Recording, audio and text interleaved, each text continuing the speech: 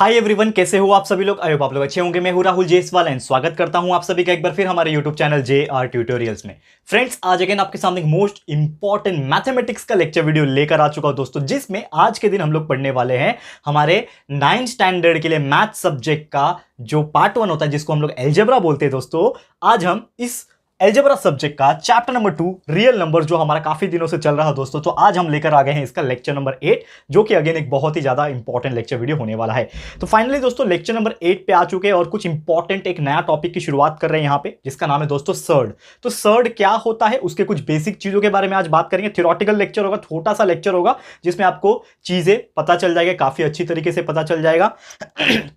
And बाकी जो चीजें हैं वो आपको कंटिन्यूअसली इसके पहले के लेक्चर्स में मिली होंगे और इसके आगे भी लेक्चर्स आपको कंटिन्यूअसली मिलती रहेगी। लेकिन आपको एक और चीज बता दूं दोस्तों कि हमारे प्लेलिस्ट को आप कंटिन्यूअसली चेक करते रहो, क्योंकि हम लोग प्लेलिस्ट को हमेशा अपडेट करते रहते हैं। वहां पे कुछ ना कुछ एक्स्ट्रा हम डालते रहते हैं। तो आपके लिए, चाहे आप 7वीं के हो, 8वीं, 9वीं, 10वीं, 11वीं, हर एक के लिए कुछ ना कुछ वहां पे प्रेजेंट है। बहुत सारे सिलेबस के वीडियोस हमने डाल रखे हैं, तो प्लीज एक बार जाके चेकआउट कर लेना। हर एक चीज वहां पे प्रेजेंट है पहले से, ठीक है। और आप हमें सपोर्ट करना चाहते हो तो हमारे 2 और चैनल है, जिसका नाम है दोस्तों JR talks and JR vlogs, ठीक है। तो वो चैनल को भी सब्सक्राइब कर सकते हो, हमें बहुत ज्यादा सपोर्ट मिलेगा।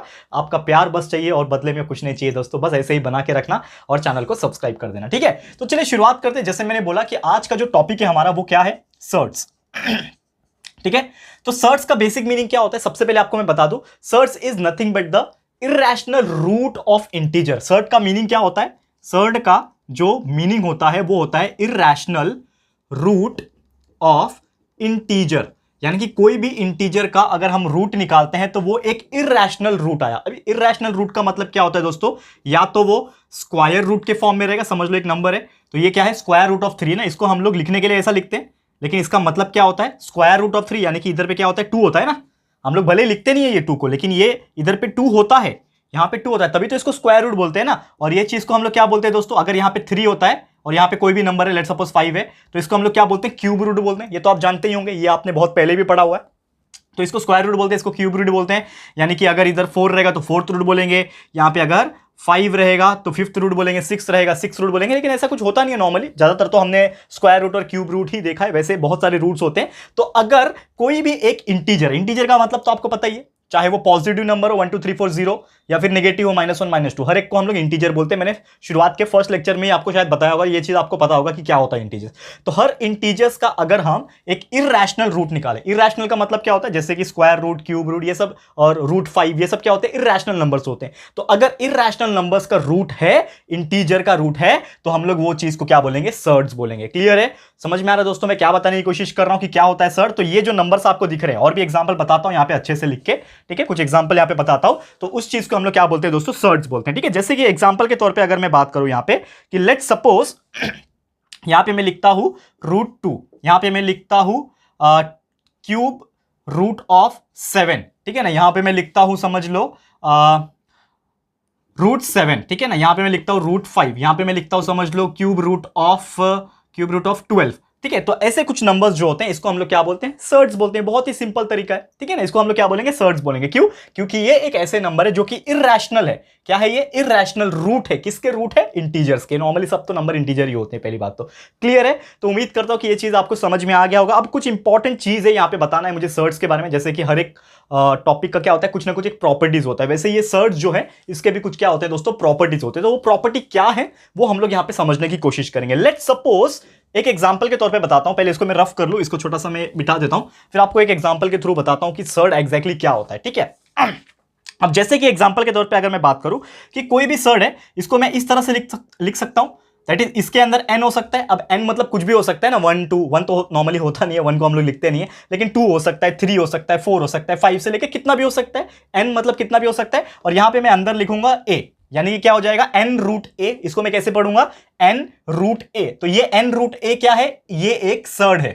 क्या है दोस्तों, ये एक सर्ड है। तो इसमें मैं आपको एक चीज बता दूं कि इसमें जो n है ना, n का मतलब क्या होता है, जैसे हर एक चीज का एक मतलब होता है, वैसे ये n√a जो कि एक सर्ड का बेसिक फॉर्म है, एक जनरल फॉर्म है, वैसे ही इसमें जो n जो है ना दोस्तों, वो n को हम लोग बोलते हैं, सिंपल तरीके से याद रखना है, ऑर्डर ऑफ सर्ड। क्या बोलेंगे हम लोग, ऑर्डर ऑफ सर्ड। अब इसको समझ लो थोड़ा सा, अब इसको थोड़ा सा समझ लो। मैंने क्या बोला, n क्या है, ऑर्डर ऑफ सर्ड है। यानी कि एग्जांपल के तौर पे अंदर कुछ भी नंबर लो, हम लोग को उससे फर्क नहीं है, अभी उससे मतलब नहीं है। इधर पे क्या होना चाहिए, n होना चाहिए। तो n जैसे मैंने बोला कुछ भी हो सकता है, 1 से लेके 2 3 4 कुछ भी हो सकता है। तो यहां पे समझ लो मैंने लिख दिया 2, तो ये क्या बन गया, ये बन गया एक स्क्वायर रूट। स्क्वायर रूट बन गया ना, 2 है, इसका मतलब क्या बन गया, स्क्वायर रूट। यानी कि इस सर्ड का ऑर्डर क्या हो गया, 2, क्योंकि n क्या बताता है, ऑर्डर ऑफ द सर्ड। तो n अगर 2 है तो इसका ऑर्डर कितना है, 2 है, ठीक है ना। अगर कोई आपको यहां पे लिख दिया 3, यानी कि क्यूब रूट ऑफ ए हो गया, ये क्या बन गया, क्यूब रूट ऑफ ए। तो क्यूब रूट ऑफ ए है, तो अगर मुझे कोई पूछता है कि what is the order of this surd, ये जो सर्ड है इसका ऑर्डर क्या है, तो आप क्या बोलोगे, ऑर्डर इज 3। क्यों, क्योंकि अगर यहां पे जो भी नंबर रहेगा वही उसका ऑर्डर रहता है, और वो क्या होता है, n होता है। तो n is equal to order of the surd. इस प्रकार आपको याद रखना है। अब क्या बच गया, n तो हो गया। अब देखो ये एक सिंबल भी दिख रहा है, ये जो है ना, ये सिंबल को हम लोग क्या बोलते हैं, एक्चुअल में तो इसको स्क्वायर रूट कहा जाता है, लेकिन यहां पे जो सर्ड चल रहा है ना, उसके टॉपिक के हिसाब से अगर मैं बात करूं, इसको बोलते हैं दोस्तों रेडिकल साइन। ये सिंबल को कहा जाता है रेडिकल साइन। ठीक है, याद रहेगा, इसको हम लोग बोलते हैं रेडिकल साइन। और अंदर जो भी नंबर आएगा जिसको ए बोलते हैं, तो ए क्या होगा, ए को बोलते हैं हम लोग रेडिकेंड। क्या बोलते हैं, रेडिकेंड बोलते हैं। ये चीज आपको ध्यान में रखना है, ए को क्या बोलते हैं, रेडिकेंड। तो ये 3 चीज को आपको याद रखना है, जो कि बेसिक चीज है। कोई भी टाइप के सर्ड का, कोई भी तरीके के सर्ड का सबसे बेसिक चीज माना जाता है, जिसको हम लोग क्या बोलते हैं, सर्ड बोलते हैं। ठीक है, क्या याद रखना है, बेसिक जनरल फॉर्मूला है n root A. n root A is the basic general formula, जिसमें n का मतलब होता है order of the surd. This is the part of radical sign, and अंदर जो भी नंबर रहेगा उसको हम लोग रेडिकेंड बोलेंगे। ठीक है, जैसे एग्जांपल के तौर पे समझ लेते हैं कि यहां पे एक सर्ड है, that is cube root of 7। Cube root of 7 एक सर्ड है, तो इसमें आपको पूछ सकता है कि इसका ऑर्डर बताओ, तो आप क्या बोलोगे, ऑर्डर इज 3, एंड इसमें पूछेगा रेडिकेंड बताओ, तो रेडिकेंड इज 7।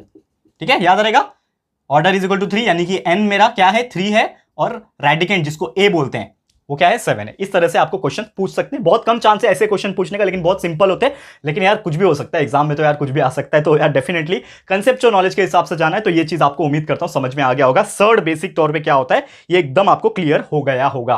क्लियर है। अब एक और चीज आपको मैं पूछता हूं, जैसे कि कभी कभी ना आपको कुछ क्वेश्चंस पूछ सकते हैं इस प्रकार से कुछ क्वेश्चंस पूछेंगे। इसको मैं थोड़ा सा रफ कर लेता हूं, यहां पे मैं आपको करके दिखाता हूं। कुछ क्वेश्चन इस प्रकार पूछ सकते हैं, that is cube root of 8। Cube root of 8 है। आपको कभी कभी ऐसा कुछ क्वेश्चन पूछता है कि identify this is a surd और नॉट, मतलब आपको बताना है कि ये जो है सर्ड है कि नहीं। आप देख के बोलोगे yes it is a surd, आप देख के तो बोलोगे यस एक सर्ड है, लेकिन मैं बोलूंगा कि ये सर्ड नहीं है। क्यों, क्योंकि यहां पे एक छोटा सा फर्क है। क्या फर्क है कि क्यूब रूट ऑफ 8 जो है वो निकलता है, क्यूब रूट ऑफ 8 है उसका वैल्यू निकलता है जो कि होता है 2। कैसे निकाला, आप सभी को पता है ना क्यूब रूट निकालना। ये तो मैंने सिखाया हुआ है, मैथ्स ट्रिक्स का वीडियो देख लो जाके यार। मैथ्स ट्रिक्स में मैंने सिखाया हुआ है कोई भी नंबर का क्यूब रूट और स्क्वायर रूट कैसे निकालते हैं। मैथ्स ट्रिक्स के वीडियो सीरीज प्लेलिस्ट पूरा अपडेटेड है, जाके चेक कर लेना। मैथ्स ट्रिक्स वीडियो सीरीज 8 है, 2 4 जा 8, 2 2 जा 4, 2 1 जा 2। ठीक है, कितना आ गया, 2 मल्टीप्लाई बाय 2, यानी कि एक ही बार लिखेंगे ना, क्यूब रूट है ना, इसके लिए 3 को एक ही बार लिखेंगे तो 2, तो इसका आंसर कितना आ जाएगा 2। तो इसका आंसर निकल के आ रहा है, और 2 क्या है, एक रैशनल नंबर है। 2 एक रैशनल नंबर है, इरैशनल नंबर नहीं है। और हमारा डेफिनेशन तो खुद बोलता है सर्ड का डेफिनेशन ये है कि वो है एक इरैशनल रूट ऑफ इंटीजर। समझ में आ रहा है कि मेरा सर्ड क्या बोलता है कि वो एक इरैशनल रूट है इंटीजर का। लेकिन यहां पे तो क्या आ रहा है, रैशनल रूट आ रहा है। तो ये एक सर्ड हुआ क्या, बिल्कुल नहीं, this is not a surd, ये एक सर्ड नहीं है। इस तरीके से आप आइडेंटिफाई कर सकते हो, जिसका रूट निकालने के बाद अगर वो एक नंबर जो आता है वो एक रैशनल नंबर आ रहा है तो वो सर्ड नहीं है, इरैशनल नंबर आना चाहिए। क्या आना चाहिए, इरैशनल नंबर। क्लियर है, समझ में आ गया। चलें आगे बढ़े। छोटा सा और 2 प्रॉपर्टीज है सर्ड के बारे में, उसको डिस्कस कर लेंगे, फिर आज के लेक्चर को भी समाप्त करेंगे। बहुत ही इंटरेस्टिंग, बहुत ही मजेदार दोस्तों, और उम्मीद कर रहा हूं कि आपको ये चीज बहुत ही अच्छे से समझ में आ गया होगा। ओके, क्लियर है, आगे बढ़े।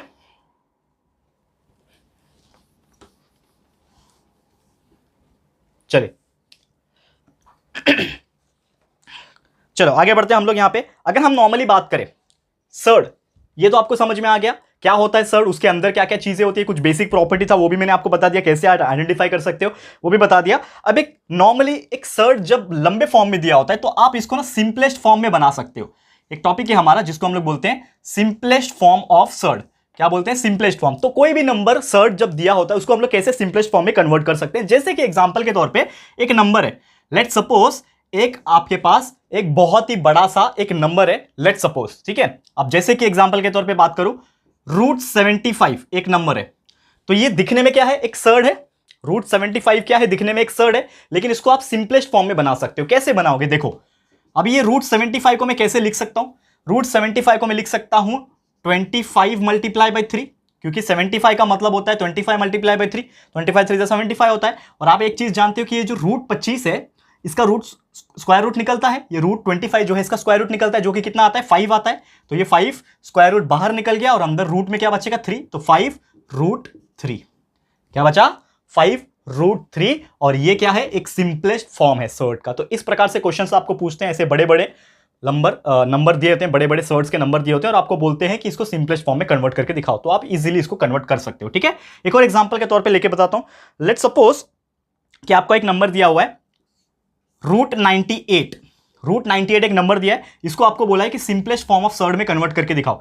तो पहली बात तो ऐसा नंबर ढूंढो कि जो कि एक परफेक्ट स्क्वायर हो। आपको कैसे करना है कि यार ये रूट 98 को मैं किस तरह से मल्टीप्लाई करके लिखूं कि कुछ नंबर ऐसा बने।